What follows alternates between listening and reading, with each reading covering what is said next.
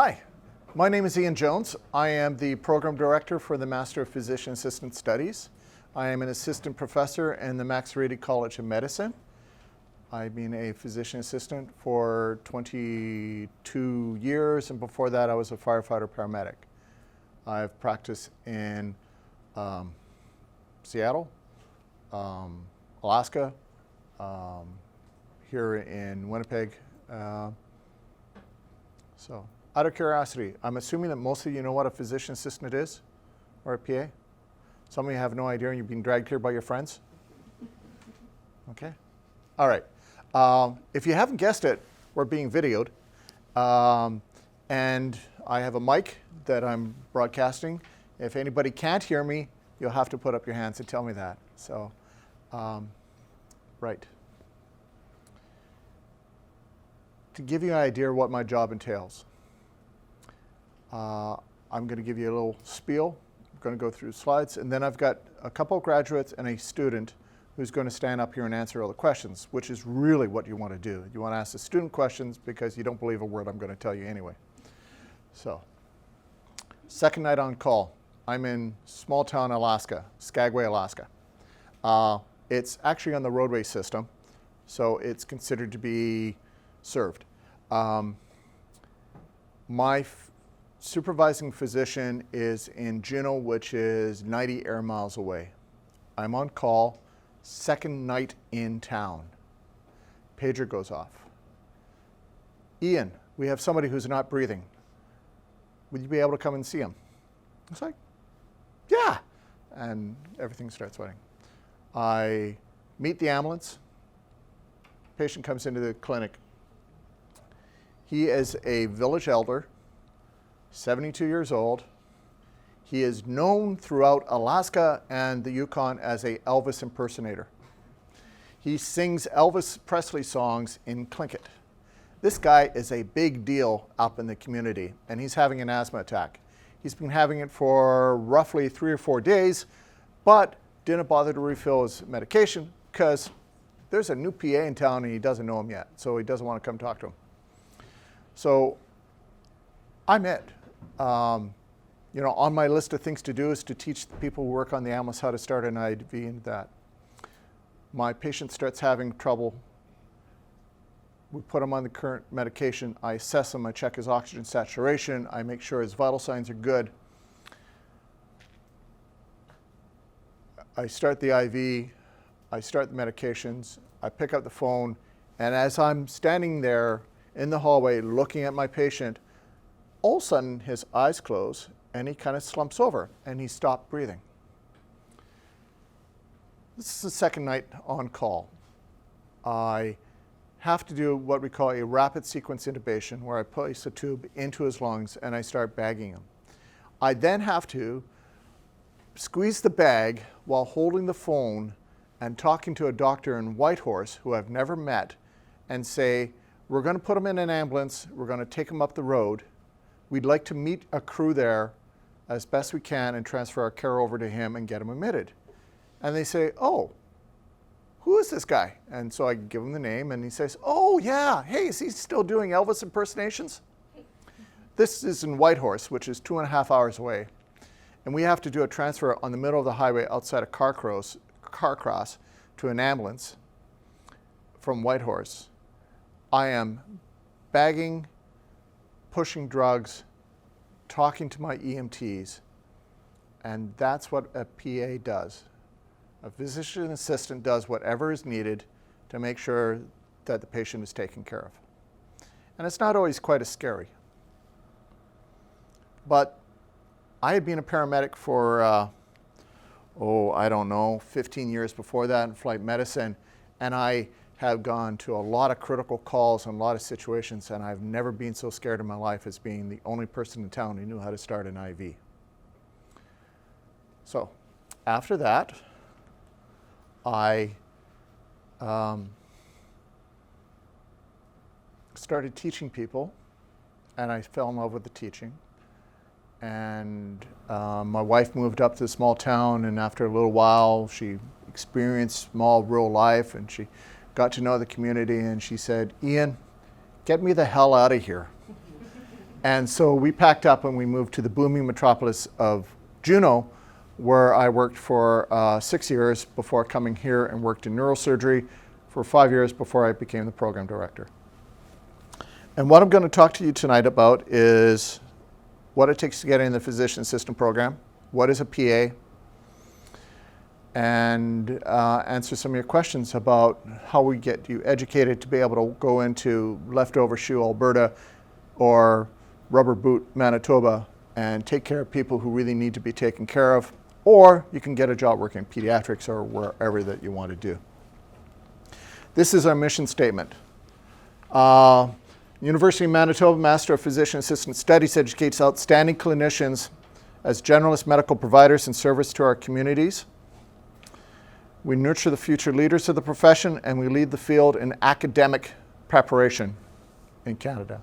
And I can actually say that because I've never had a student fail the national accreditation exam, which would really ruin my day if that ever happens. So what is a PA? Glad you found it. Kirsten just walked in the room, and she's actually moved from Ontario, come to our program, has graduated, and now works in orthopedics. Adara is up here in the front, is getting married in, what, a week? Something like that? 23 days? And she's still able to sit here calmly, and she is seeking work and employment. But, you know, there's a lot more jobs out there than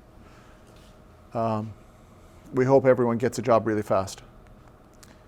So physician assistants are medically educated clinicians who practice medicine in a formalized relationship with a physician. What that means is we train medical generalists. PAs are like the old-time family doctor, a bit of jack of all trades.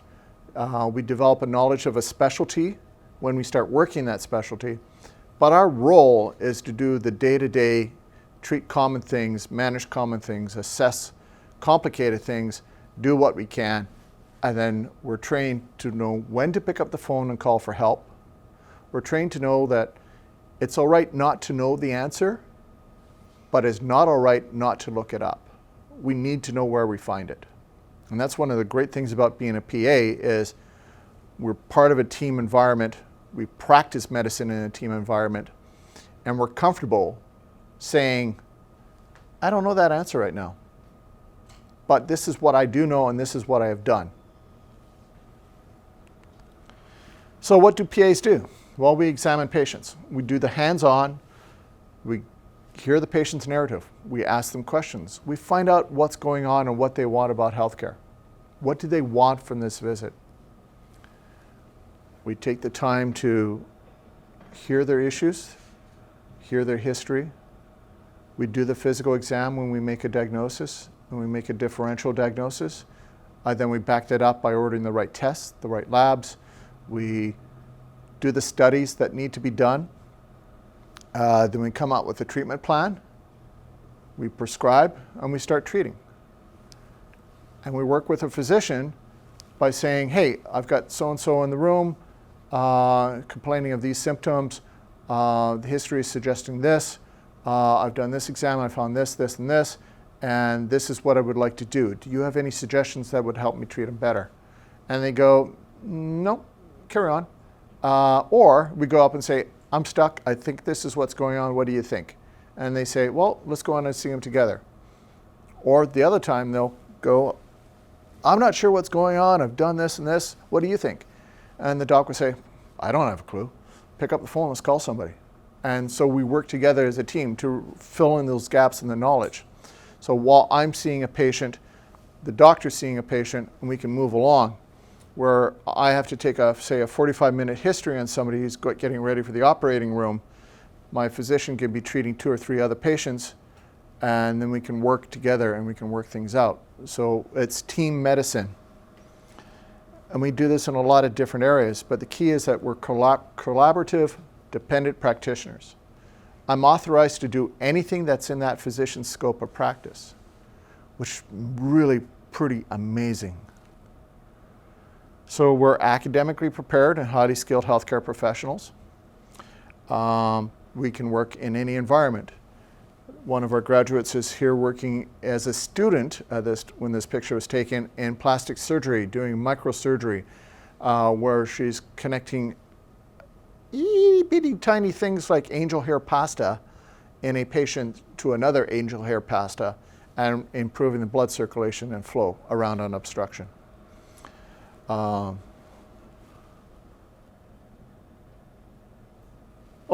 next one, is that cutting off a saw? Cast? Yeah, okay. Orthopedics.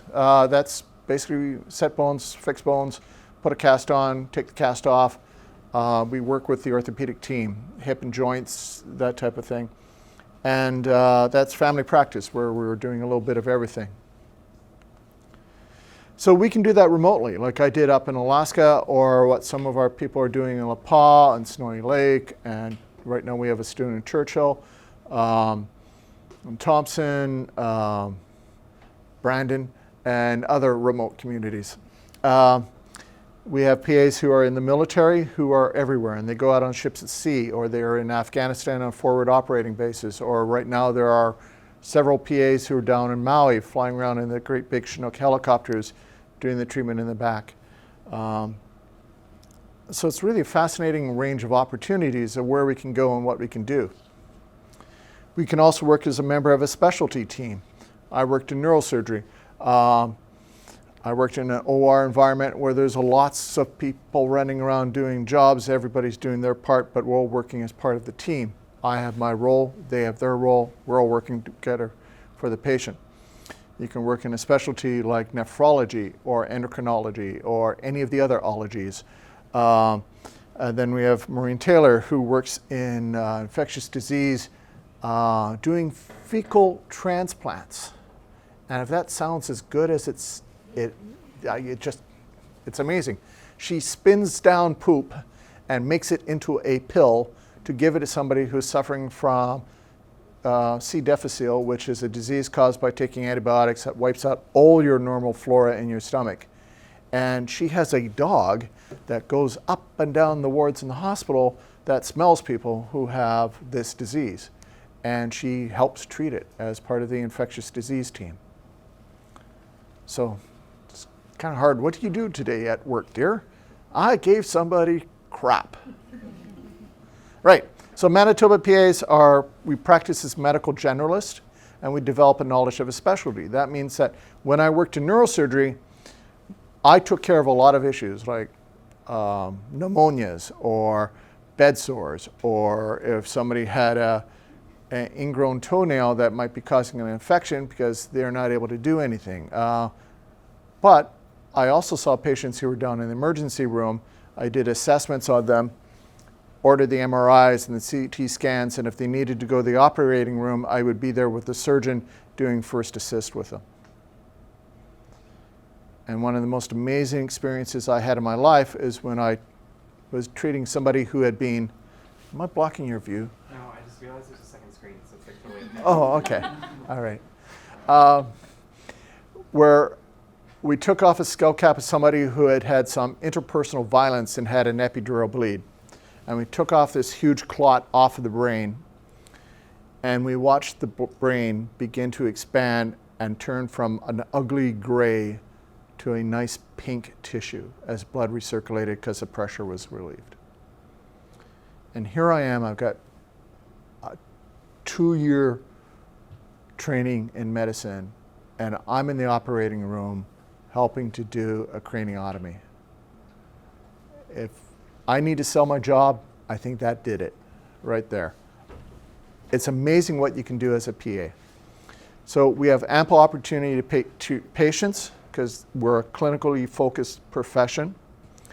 We assume roles of leadership in organizations and practice. I'm in academia, but we have other people who are involved in administration. They run hospitals. Cleveland Clinic in Cleveland, Ohio, has 500 physician assistants working there, and it's run by a PA. In the Winnipeg Regional Health Authority, we have 107 physician assistants right now and 45 clinical assistants. That's the single largest employer of physician assistants in Canada outside of the Canadian Armed Forces. And they're never all in the same community. So our scope of practice mirrors that of a physician. That means that if I worked in neurosurgery, my scope of practice is what a neurosurgeon would do that he would allow me to do.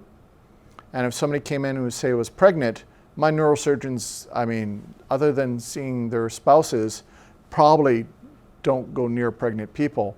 And so therefore my scope of practice doesn't allow me to do obstetrics, right? But I'm trained in how to do it, because when I was in Alaska, I had to deliver babies, and guess what? 52% of the population gets pregnant at one point in time or the other. So, and we have horizontal mobility. I've worked in a lot of different areas. I worked in addiction medicine and correctional medicine and emergency medicine, where I got to see all my friends. And I worked in neurosurgery and in primary health care. And one person got that joke. Okay. So our curriculum is 2 years, 25 months essentially. The first year is a combination of science and medicine. Year 2 is clinical rotations with patients, and probably the most fun ever? Yeah, okay. This honeycomb is a representation of how we educate you. The first year is a combination of basic medical sciences. We teach pharmacology and we build on the biochemistry. We have anatomy, physiology, genetics, microbiology, and it all feeds into the medicine aspect, which is adult medicine, women's health, obstetrics, gynecology, that is, emergency medicine, psychiatry, pediatrics, surgery, infectious disease. It's all inclusive. And then you go out on clinical rotations, where we do family and community medicine. Everyone in our program this year has an opportunity going to a rural community. We do internal medicine, where you're doing hospital-based medicine. We train you a little bit of surgery, emergency, pediatrics, women's health, and psychiatry. And then you get to do some electives. So what does it take to get in? Is that really what you're interested in? Yeah? Okay. So you need to have a 4-year bachelor's degree. Right? Most of our students are all science geeks, right? Let's be honest. But we allow the token art student in every now and then, just so we can have somebody to laugh at. No. Medicine is changing. Humanities is good. We actually have a theater major who is a graduate who is working. She has a minor in sciences, but a major in theater arts, or in fine arts theater. So we use her as one of our simulated patients, where she will go in and I say, okay, I want you to pretend that you've just been told you got breast cancer. And the tears start coming down her face. And the students are just shaking because, oh my God, what do I do? I've got a student or a patient who's, no, what do I have? No, what's going on here? I'm supposed to be breaking the bad news, and she's making me feel really bad. Amazing. And we have others. We have people with degrees in commerce. We have fine writing. We had somebody who had a major in political science who went back to school and got the human physiology, biochemistry, and anatomy and courses, and graduated, and now she works trauma medicine. So we also require 3 current references, and that's the references. We want somebody to be able to say who you are, to say this person is of good character, and why they think you're of good character, and why they think that you would be good in medicine, all right? And life experience is always an asset, because life experience is, well, quite frankly, the one thing that we always want. If you're not getting any life experience, you're generally dead, so we highly recommend life experience. It can be in anything. It can be working on a soup kitchen. It can be sitting beside somebody's bed and reading to them when they can't read anymore. It's helping people who need help. We want you to do something outside the halls of academia. As much as I love being in a university environment, there's life outside, by the way. You can't be a student for all time. You gradually have to go out and get a job. Okay. So our PAs are working in 32 specialties across the country in 4 provinces and 1 territory. We work in a lot of different areas, from critical care to primary care. We work emergency and internal medicine, orthopedics, cardiovascular, oncology, surgery, psychiatry, nephrology, endocrinology. Like I said, all the ologies. That's fascinating. And I will save this commercial till later. And at this point in time, I'm going to ask our graduates and students to come up, give a brief one-line or two-line introduction of who you are, and we're going to take questions. So while you're getting ready, what sort of questions do you have for me? So my name's Lauren. I am in my second year now of PA school, but I'm used to saying first year. So my background, I did a 4-year degree in biochemistry and microbiology. I did a co-op, and I went to St. Boniface University, so I had a bilingual background in French.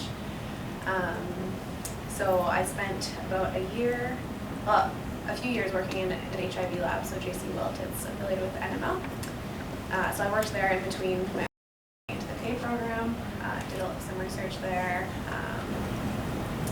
Otherwise, I'm just starting my second year, so I'm in pediatrics. Really loving it. Tomorrow's my last day though, so that's kind of sad. If anyone has any questions, feel free to ask. Dara? I'm Dara, as he said. I'm a recent graduate of the program. I just finished in August. I'm currently in the process of looking for jobs. I'm interested in emergency medicine and family medicine. I did a 4-year degree here in genetics with a minor in chemistry, biology, and microbiology. Between graduating here and getting into the program, I was a nanny, actually. So I did work at CADM Labs for 4 summers, just pretty much being the person who does all the work around the lab. They just order you around as a student. But I enjoyed the program a lot, and now I'm just kind of, as he said, planning my wedding, so that's taking a little bit more precedence over anything else at the moment. My name is Kristen. I am of the 2018 class as well. I have an undergraduate degree in biomedical sciences from the University of Ottawa. So I am not a Manitoban. Moved everything out here to do the program, and Winnipeg just sucked me in, so I'm staying. I did co-op as well. My background for jobs was more lab tech, geek type thing. And then I just started on Monday in orthopedics at Seven Oaks. I'm on the trauma team, so Cool.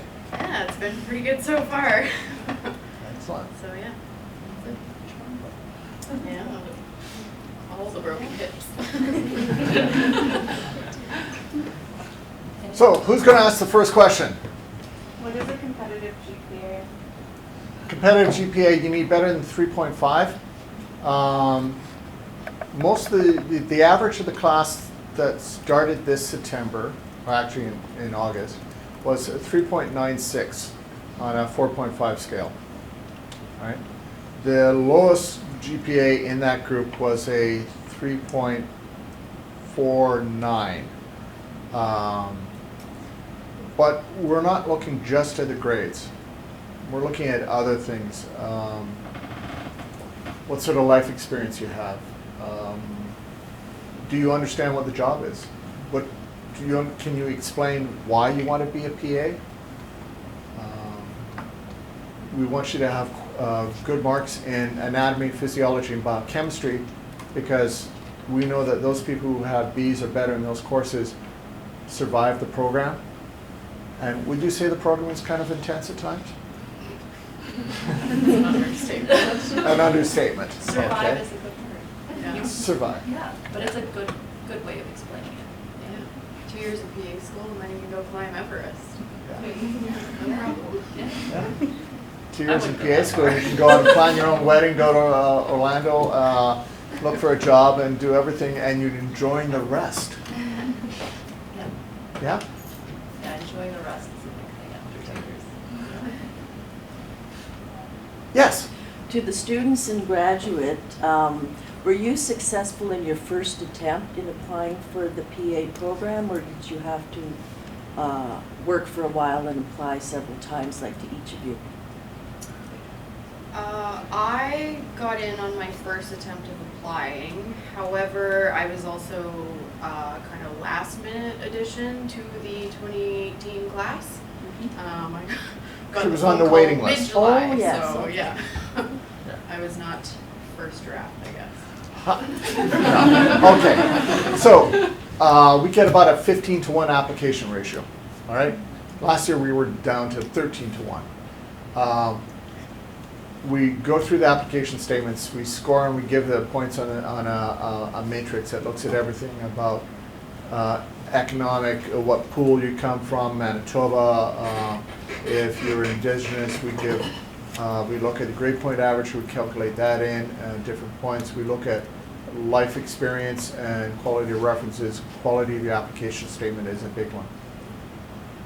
We have room to interview 45 people. It's really tight. The difference between number 1 and number 100, the GPA was averaging 3.86 for the top 100 candidates of the program. So there's a lot of other things that go into it. We interview 44 people in multiple mini interviews, panel interview, written essay. What else do we do to you? Well, you usually do a secret interview while we're sitting there just eating Oh, yeah. donuts. Yeah. We see how they work with other people in the environment, and then we score and rate them. Then the spread between number 1 and 25 is, on a 50-point scale, is probably about 8 points. It's really close. And so candidate 25 is a few points away from being candidate number 1. Yeah. But we do the best we can. I personally, it took me 2 tries to get accepted into my medical program. And I've had one student who took 4 tries to get in. And finally they started listening to what I was telling them and went out and did it. I got in on my first try. I'm the same, but I did have at least 2 classmates that I know of that applied for the points. So Yeah, we had probably half the least class, half the at class. least the half of Yeah. our class had, this was their second attempt of applying. Thank you. Way up in the back. What would a PA's role be in family medicine? In family, what would be the physician assistant role in family practice? Kind of depends on where you're working. There's a PA out in Beausejour, so that's more rural. He does 1 day a week of emergency for a 12-hour shift. He does clinic, kind of same-day appointment booking during the rest of the week, and he'll do minor procedures every other week for the 2 different doctors there. So he's got a pretty cool role. Family med in the city is a little bit different. They usually do same-day appointments. They do home visits. Yeah. So they're able to drive out, they'll have a day of the week or maybe 2 during the week that they do home visits strictly. So while they're driving around and getting to those 4 people in a day, the physician can see the 16 or however many they want to see at the clinic. I did, my rural rotation was out in Niverville, and the physician assistant out there did, her role was to see patients. She saw whoever was booked in with her. She eventually, when I was there, she'd only been there for a few months, so she was just building a clientele in a way, so patients. But if the 2 docs there were busy, then, and they needed to come in a week later, then they booked them with the PA. But she also did every Wednesday, they were attached to a personal care home, and she went over and she had an entire floor that she took care of at the personal care home. And so every Wednesday, that's where she was for at least the morning, maybe into the afternoon, depending on if it was flu season or not. And she would take care of those patients, and those were her long-term patients. And then she had her patients in the clinic, and she saw them just like a physician would see the patient in a family clinic. You probably haven't been to family med yet. Okay. When I did family practice, I took care of everything from a 3-day-old all the way up to a centurion. He was 102 years old. And still sharp. Yeah, scary sharp. Beat me in chess way too often. And depending on where you are sitting, I'm not sure on, the access center I was at did prenatals, but out in rural, you also do prenatals. So you can do prenatals, do the brand new baby assessment after they've been born, and then just follow them as they go up. Yeah. So the great thing about being a PA is that your practice is very difficult to describe because you can do anything that needs to be done. Right? And that's probably the hardest thing to say. You know, we have a 2-year course. You practice in general medicine. You see whatever comes through the door, and you get to a point where you go, you know, this guy has got 5 or 6 chronic diseases, and other things are going on. He's on 25 different medications. Might be a little bit outside my comfort zone. But these are the 25, and this is the history, and this is what's going on. So we train you to do that part of the job. Then it will take an entire brain trust to come in and figure out what needs to be done for the patient. And most likely the best thing to do is take him off 20 of the medications. So, and he'll get much better that way. Hopefully that answered it, David. Yeah, hi. Hi. My question is more for you. Would there be like a part-time program for physician assistants in the future? That's a great question. I don't know what's going to happen in the future, but I don't think so. That's not to say that maybe another program director might come in and say we need a part-time program, or we might need to do a distributed learning and do it by computer and satellite. There are lots of different ways of doing it. There are 243 accredited programs in the United States and another 32 in development. There are 4 programs in Canada, which all 4 of them have a different way of doing things. So there's a saying, if you've seen one PA program, you've seen one PA program. Yes? Hi, what do you find the most rewarding thing about being a PA, and also what is the most challenging? Who wants to go? Well, I just started, but the most rewarding thing is probably, First paycheck? well, I haven't had that yet. Most rewarding thing is probably, well, I'm doing hospitalist type stuff now, but being able to just see your patient come in with a broken hip or fracture, whatever, have their surgery, and then be able to send them home, like they're starting to mobilize and walk around and doing a lot better. And it was like, yeah, I had a role to play in that. They're now, functioning way better, have a better quality of life than maybe previously. Yeah, for me it's more about the patient and and also just patient feedback, like having them say that, I'm really happy that I got you today, or I'm really happy that you were helping me out, or thank you so much for the care that you guys have provided. Like the number of times patients, kind of thank you on behalf of your team is amazing. It feels really good. What was the most fun thing you've done on clinical rotations? Me or All of you. the most fun thing I've done on clinical rotations? I'm going to say deliver a baby. That was the most fun thing that I did on clinical rotations. There was things that came up there, but actually delivering physically by myself, delivering the baby, it's a feeling you can't describe really. It was the coolest thing. And being able to go back up to them the next day and check in on them, even though technically they weren't my patient anymore. I just went in and they were just so happy to see me, and they were like, you did so well, you kept me so calm, and I'm like, great, because I wasn't. But I think that was the most fun thing I've done. But when you think about the most rewarding part about being a PA, I had one patient in Niverville that was just feeling unwell and had come back twice, and I heard his lungs the one day and they sound fine. The next day they sounded terrible. We sent him for an x-ray and he had an entire lung filled with blood. So we sent him to the hospital, and he came back a week later for his checkup, and he was like, I feel like I'm like 10 years younger. That must have been brewing forever, but we just couldn't cure it because of where it was. And having him come back and thank me personally, because I'm the one that found it, made me feel really good. But at the same time, it was his appreciation for the care that we all as a team gave. Like Kristen said, that's the best part about being a PA, is that you get that relationship with the patients, and they become almost like friends, even though you only see them once in a merge or family men. You'll see them more, but. I've had very limited experience. 3 weeks total. Yeah, so I've been in peds. Peds is really fun, obviously, because you get to play with all the little babies. The most rewarding thing, I had a patient with an eating disorder recently, and actually she was 15, but just made, like, kind of like you guys were saying, that patient relationship, and so I made a friendship with her, and now she's not teaching anymore.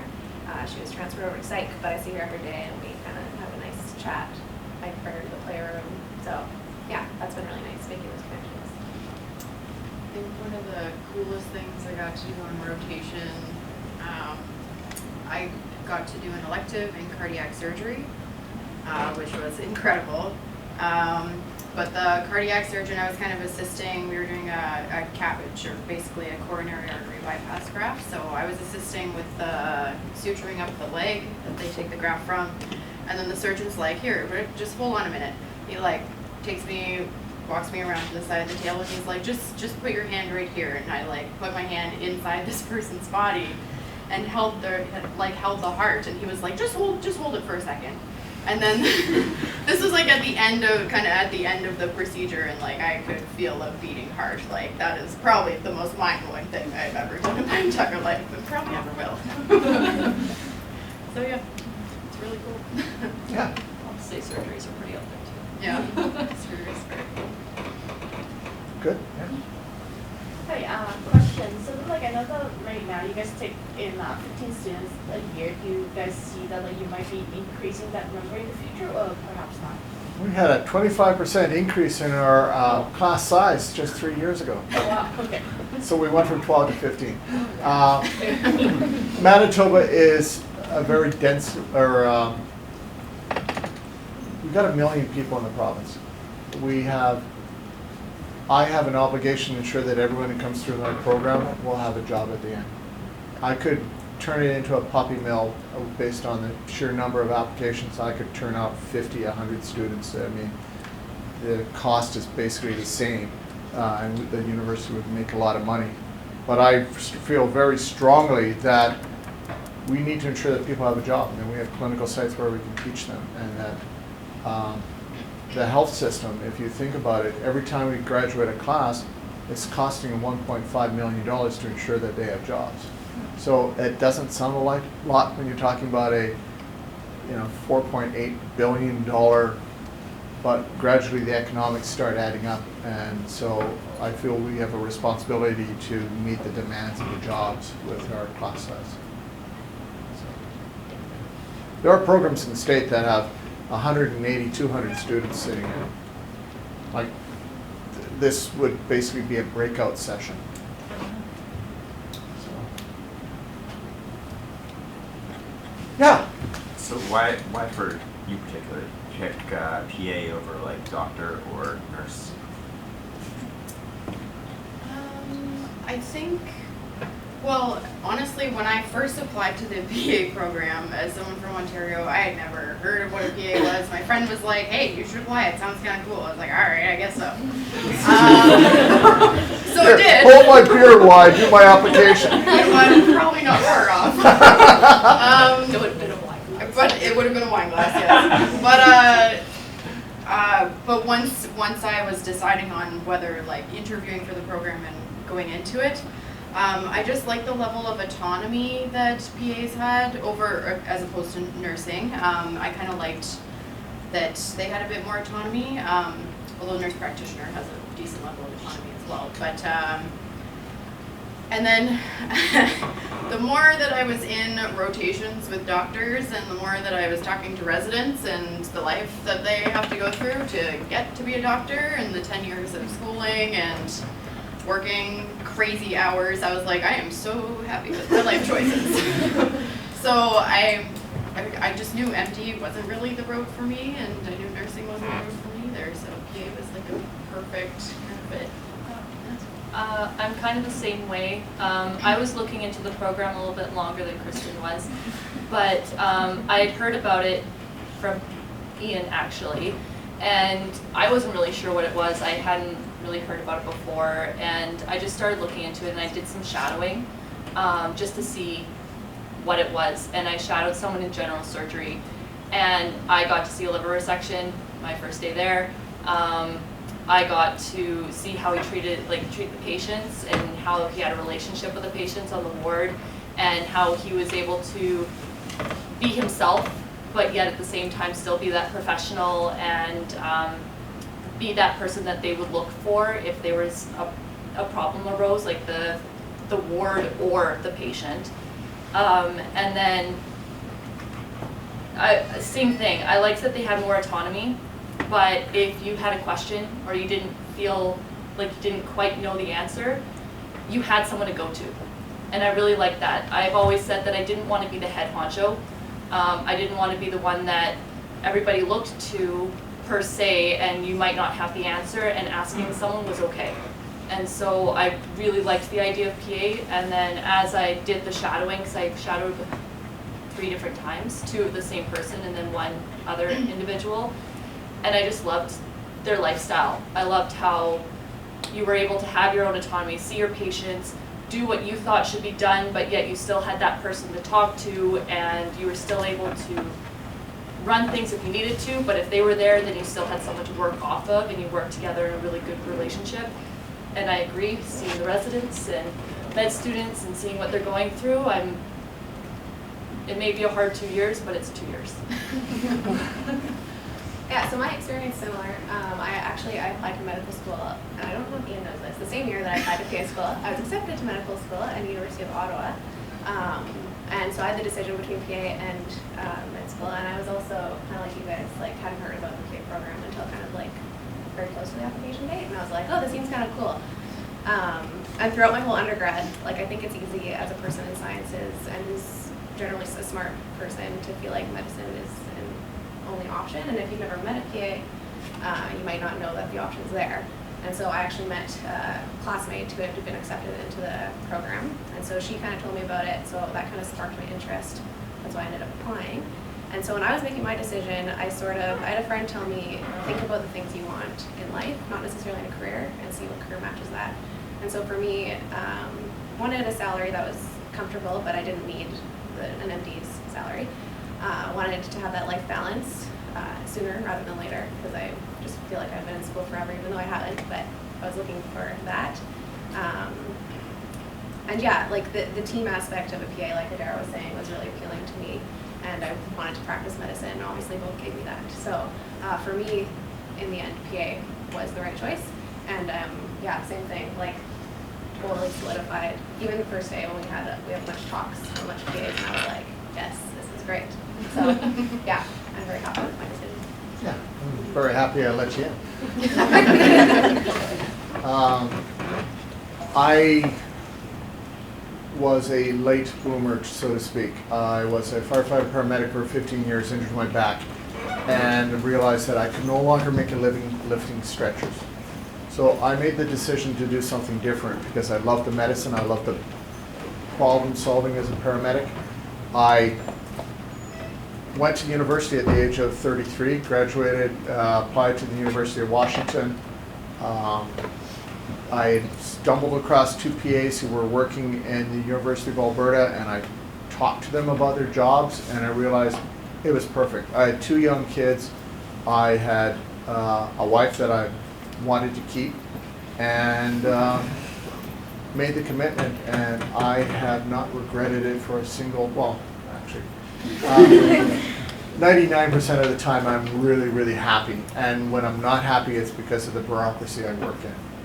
So, but then I'm in university now, so. I love the fact that every single day I'm learning something, and I love being an educator because students like this, who are now graduates, who are now my colleagues, who are out changing the world. And that's what PAs do.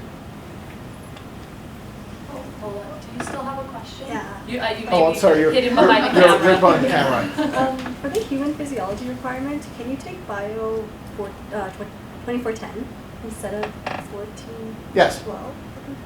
Okay. Human physiology 2410 is acceptable. Okay. As long as it's got the words human anatomy, human physiology, or biochemistry in the prerequisites, yeah, okay?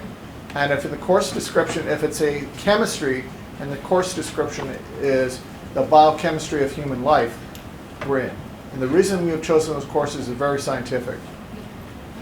There are only 4 predictors of success in the PA world.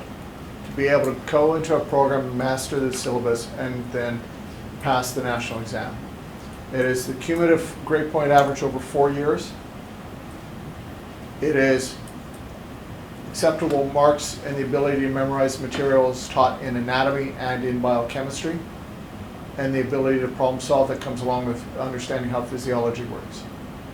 Those are the only predictors of success. Yeah, close enough. Because if you can get through 4 years in university with a decent grade point average, you're probably a decent person. Yes, sir. I understand that courses are recommended to be taken at a North American university, and you look down upon international courses that have been deemed to be equivalent to University of Manitoba and have been transferred to University of Manitoba. I don't care where you got your undergraduate degree, as long as it's by an accredited university, that you have the core requirement in courses, and you understand what a physician assistant is, and you know that it's not a stepping stone into medicine, and you know that a physician assistant is the career, and you understand and can explain why, and that you have the core courses. I am very interested in you. There's actually no time limit on the core courses, but usually those students who have been out of university for more than 10 years will struggle in our program. I don't know if I told you, we do like 56 credit hours in the first year. We do it over 3 terms. We do 17 credit hours in the first term, like 20 and 21 credits in the second and third term. It's intense. And if you don't know how to study, my program is not the place to learn. Our program is where you learn to be organized and to get your act together. And then, yeah, it's a crash course. But the other amazing thing you learn is that you can do anything you set your minds to. You can accomplish great things under pressure. And if you can handle our curriculum, you're going to be an amazing PA and make a difference in the world. Yes, another question. I think she mentioned it, but I wanted to say it again. What are some challenges you face when working with doctors or just in general in the environment? Cover the mic. Challenges that we face with the doctors specifically, or just in general? Doctors in general, just in the environment. I could answer that. I would say maybe people not knowing what a PA is and what your role is. Yeah, that's probably one of the biggest things, because they either treat you like an assistant, like go fetch me whatever, or do this paperwork, or write my notes, and then it's like, no, I'm not your lackey. Or I think it's mainly like just people not understanding the role that physician assistants play. Yeah, That's and probably it's the biggest not so challenge. much necessarily the, It's not I won't always say doctors. doctors, like not the attendings, they've agreed, most of them know what a PA is. It's the residents who you're actually working with, especially in hospitals. The wards are run by the residents. The attendings are doing things and they're on the wards, but the actual everyday life is run by residents. The first day I was on one rotation, the one resident had no idea what I did. And it was, I arrive and we're doing rounds and we finish rounds in 15 minutes and then we go somewhere. So it was fast, and they were saying how I was just gonna stick on the ward with the PA who worked there and learn what they do. And if the PA hadn't been there and stood up for me and gone, nah, she's doing everything that this med student's doing, she's gonna learn this, she will hang out with me, she will go to clinic, but she's also gonna do this other things, I probably wouldn't have got to do the things that I got to do so early in the rotation, because I wouldn't have wanted to say anything right at the beginning, because you always want to ease your way in. But because they stood up for me, I was able to start things like that day. But it was just, they hadn't been educated on what a PA can do, and they see what the typical PA does, because that's what her job is. She does run the ward, and she does go to the other places and do other things, but she mainly runs the ward, so that's what they thought I was gonna learn. But she's like, no, she learns everything. So I think, yeah, like Kristen said, it's just more the uneducation of what a, that's not a word, but what a PA is I think the biggest struggle. But I never had any issues once they learned what we could do. Yeah. Yeah. And the other part too is like you also have to take responsibility for, which is tough to do when you're first starting out, especially early in the rotation. You don't just but you need to be able to say like, this is what a PA does, and this is what I'm going to learn. So you do have to guide it a little bit and have to be able to explain what your role is, because you should know that. Like in the ER, I would go and go, anybody have any lacerations? I want to do a laceration. I didn't really ask, I just said I want to do one because I want to practice. And they loved it because they hated doing lacerations because it takes time. So I could go do a laceration, they could take care of 6 patients, everybody's happy in the ER department. So things like that, like by the end of my rotation, I was just walking around and going, anybody have anything for me to suture up? Yeah, again, I mean, pediatrics, where I've been, they have PAs working there, so the role is very well known. They're kind of a go-to for all the students, most of the nurses, so it's really great to see. But I mean, like patients often, if they haven't interacted with PA, they won't know who they are, but that is the reality of such a small profession. And yeah, like it's important to just tell people what you do. You learn your elevator speech, and Yeah. you know how to describe a PA in less than 15 seconds, and you're good to go. One of the other challenging aspects, and that's with any medical profession, I would say, is dealing with death and dying. It's a very realistic part of what we do, so for some people that might be very challenging, but that is part of the profession, so that's also something to consider that most people probably don't. I would say that's also challenging at times for sure. You had a question? Yeah, so after you like specialize and like worked for a couple of years, you have to recertify. Do you find that people like have problems? Like, or do you have to study a lot to recertify? Or? Well, in Canada, you write your national certification exam within about 3 months of graduating, 2 months, something like that. And then you have to do continuing professional development hours, 250 hours over 5 years. I am a Canadian and as well as an American certified PA. In the States, I have to rewrite my certification exam every 6 years, and I've done it 4 times now. So, if I can do it, anyone can. Canada, you don't have to. You don't have Canada, you don't have to redo the exam. You just keep doing your hours. Yeah, Continuing education. rewriting the exam has actually been scientifically proven to make a difference. But it looks really good on my business cards. Can you explain a little bit about the parameters of practice in Canada? So like the different provinces have... All right. Not dropping into a lecture. In Canada, jurisdiction of healthcare professionals and the healthcare is a provincial responsibility. Federal government is responsible for 6 CUN quarantines and the RCMP in military. In provinces, Manitoba regulated PAs, which stated this is exactly what you're able to do and allowed and protects your title. We're the first province to do it in 1999. New Brunswick was the second one, did it in 2009, and they just wrote it into the Medical Act, said PAs can practice medicine with a doctor, and kept it simple. Alberta has regulations and approval, but they haven't signed by royal assent, meaning that they're all written, but they haven't implemented it, which will allow them to do what we do here in Manitoba. Ontario, it's a mess. Ontario works under Delegated Medical Acts, which is a rule dating back to 1886, allowing a physician to give orders to somebody to do something, and they do it by the form of a written or a verbal order. And so there's no protection of the title or anything like that. So do you find most of your graduates stay in Manitoba? We have the equivalent of one class working in Alberta, teaching them what PAs are.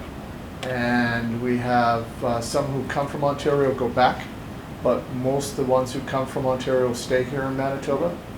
We also have PAs from Newfoundland, Nova Scotia, British Columbia, Alberta. We have one in the class right now from Saskatchewan. So they come from all over. But Manitoba is the best place to work. We pay well, so they tend to stay here. Oh, starting wage, 80,000. So 78 and change, right? So 81. 81.